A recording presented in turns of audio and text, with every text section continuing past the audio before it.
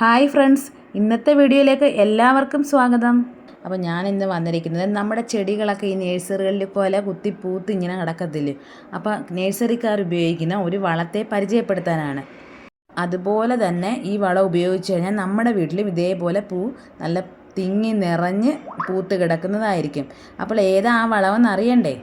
ആ വളത്തിൻ്റെ പേരാണ് DAP അഥവാ ഡൈ അമോണിയം ഫോസ്ഫേറ്റ്. മിക്കവാറും ഉള്ള ചെടികൾ വളർത്തുന്ന എല്ലാ കൂട്ടുകാർക്കും ഇതറിയാവുന്നതാണ്.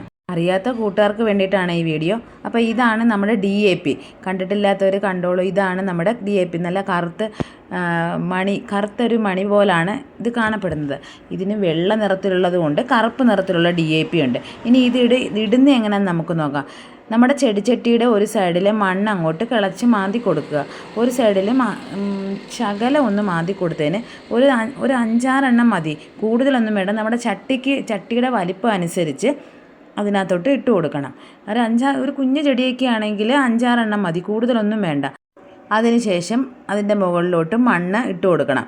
കൂടുതൽ ഇടരുത് കേട്ടോ. ചട്ടിയുടെയും ചെടിയുടെയൊക്കെ വലിപ്പം അനുസരിച്ചാണ് ഇതിടുന്നത്.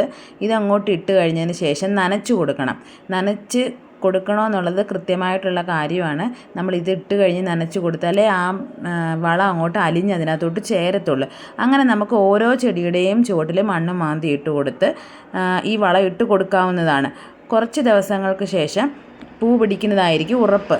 പിന്നെ നമ്മൾ ഈ DAP വളം ഇടുന്നതിന് മുമ്പ് നമ്മുടെ ചെടി ഒന്ന് പ്രൂണിങ് ചെയ്യുന്നത് നല്ലതായിരിക്കും. പ്രൂണിങ് ചെയ്ത് കഴിഞ്ഞാൽ എന്തായാലും ചെടി ഉറപ്പായിട്ടും പൂക്കൾ പിടിക്കും. അങ്ങനെയാണ് നമ്മൾ ചെയ്യേണ്ടത്.